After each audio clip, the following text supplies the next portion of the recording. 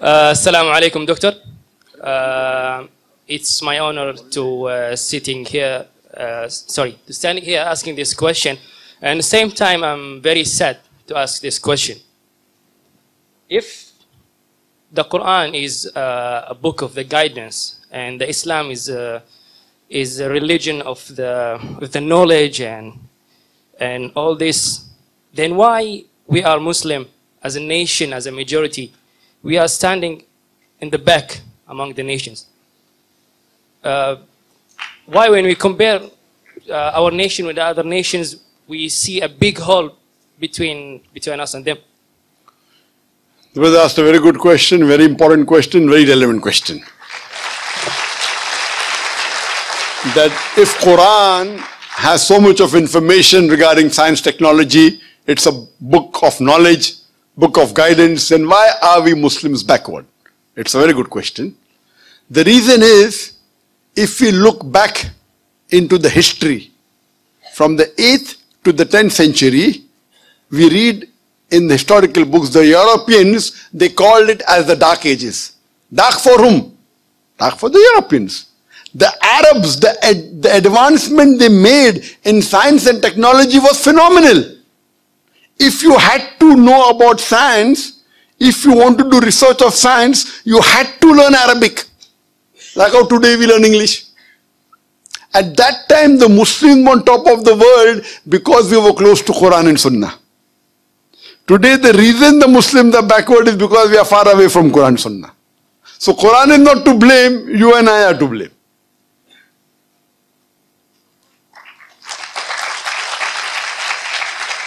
If you read in the books of history and books of science, I said in my lecture, Ibn Nafis, 600 years after the Quran was revealed, was the first to describe the blood circulation. In a textbook, we know about William Harvey, we don't know about Ibn Nafis. So two reasons there. Number one, Muslims have gone away from Quran and Sunnah. Number two, media. You know, media also plays a big role in it. In our textbook, in my school, I never heard about Ibn Nafis. After when I did research, I came to know. In my textbook was mentioned William Harvey. The first person who drew the world map of the world was al-Idrusi. In 1154, he was a Muslim. Do you know the numbers that we have? 1, 2, 3, 4. What's it called? What's it called? 1, 2, 3, 4. What is it called? Say loudly. Arabic numerals. How we have Roman numerals? 1, 2.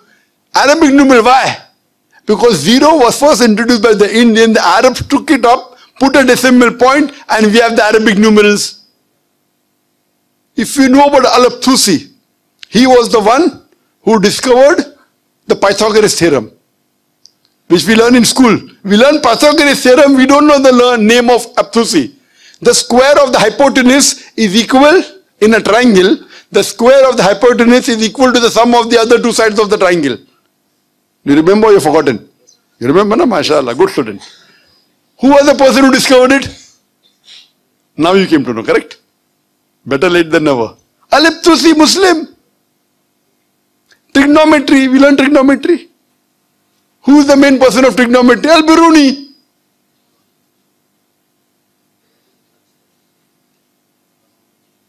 We learn chemistry. Who's the father of chemistry? We know. Geber. It's not Geber, it is Jabir ibn Hayyan. They want to, change the name, westernize it. Geber. So Geber looks like a westerner. Sounds like a westerner, correct? It is Jabir ibn Hayyan. He is the father of chemistry, wrote more than 200 pages, 2000 pages.